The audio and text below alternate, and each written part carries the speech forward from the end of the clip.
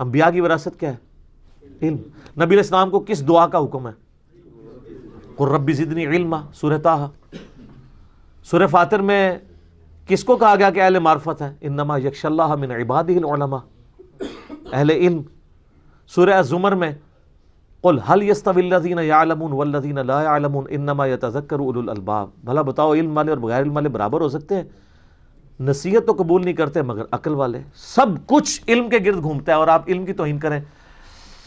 پیر نصیر الدین نصیر رحمہ اللہ تعالیٰ نے نا ان جعلی لوگوں کی مٹی پلید کی ہے، جعلی علماء اور جعلی پیروں کی۔ ویسے پیر جو اصلی بھی ہوتا ہے نا وہ بھی جعلی ہوتا ہے، کیونکہ عربی میں پے نہیں ہوتی ہے۔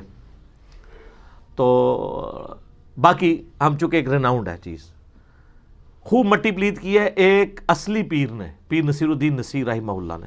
انہوں نے ایک کتاب لکھی ہے کیا شیطان عالم تھا؟ سر جو مٹی پلید کی ہے انہوں نے، جو لوگ کہتے ہیں نا شیطان علم والا تھا وہ گمراہ ہوا ہے، انہوں نے بتایا کہ شیطان کے پاس علم ہوتا نا تو کبھی گمراہ نہ ہوتا، وہ خالی عبادت گزار سی۔ اگر عالم ہوتا تو کبھی گمراہ نہ ہوتا۔ علم تو حفاظت کرتا ہے انسان کی۔ علم کا تقاضا یہ نہیں تھا کہ اللہ سے بحث کرتا، علم تو ہے سمعنا و اطعنا، سنا اور مانا، اکڑ آتی نہیں ہے۔ علم انسان میں عاجزی لاتا ہے، البتہ جو شخص علم کی بنیاد پہ اکڑے اس سے بدترین کوئی نہیں ہوتا، وہ بھی ہے ایک پہلو۔ سورۃ الاعراف کی آیت نمبر 175 اور 176 میں بلعام بن بعورہ کا ذکر ہے۔ المستدل الحاکم میں اس کانٹیکس میں حدیث ہے کہ بنی اسرائیل کا عالم تھا، دنیا کا کتا بن گیا، تو اللہ نے کہا کہ یہ کتے کی مثال بن گیا ہے۔ جیسے کتے پہ بوجھ ڈالا جائے تب بھی زبان اس کی باہر رہتی ہے، نہ ڈالا جائے تب بھی زبان ہانپتا رہتا ہے، کیونکہ دنیا کی محبت کا شکار ہو گیا علم کے باوجود، اور اس علم سے اس نے نفع نہیں حاصل کیا۔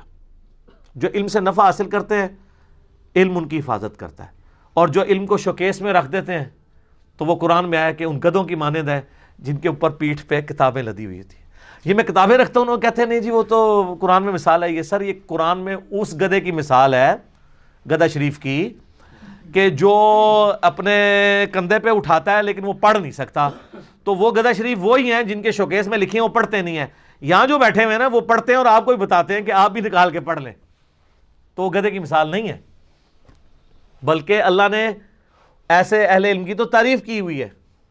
کہتے ہیں نہیں گدھے کی مثال آئی ہے، گدھے کی مثال ان کی آئی ہے جو علم سے استفادہ نہیں کرتے۔ جو استفادہ کرنے والے ہیں وہ تو انما یخشی اللہ من عبادہ العلماء۔ ہاروت اور ماروت سے بات ادھر نکل گئی۔ ہاروت اور ماروت اللہ تعالیٰ کے فرشتے تھے، ان کی توہین نہ کریں، اور ان کے بارے میں یہ جھوٹا الزام لگانا یہ آپ کو گستاخی کے اندر لے جائے گا۔ توبہ کریں۔ کہانیاں ہیں، بیان ہوئی ہوئی ہیں، کچھ مسند احمد، صحیح ابن حبان میں، حاکم میں بھی آ گئی ہے، لیکن مجہول راویوں سے ہیں۔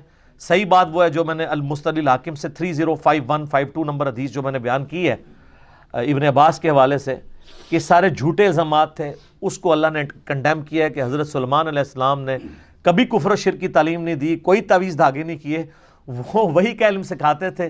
یہ ان کے ماننے والوں نے ان کی طرف غلط باتیں منسوب کر دی ہوئی ہیں، اس میں ان کا کوئی قصور نہیں ہے۔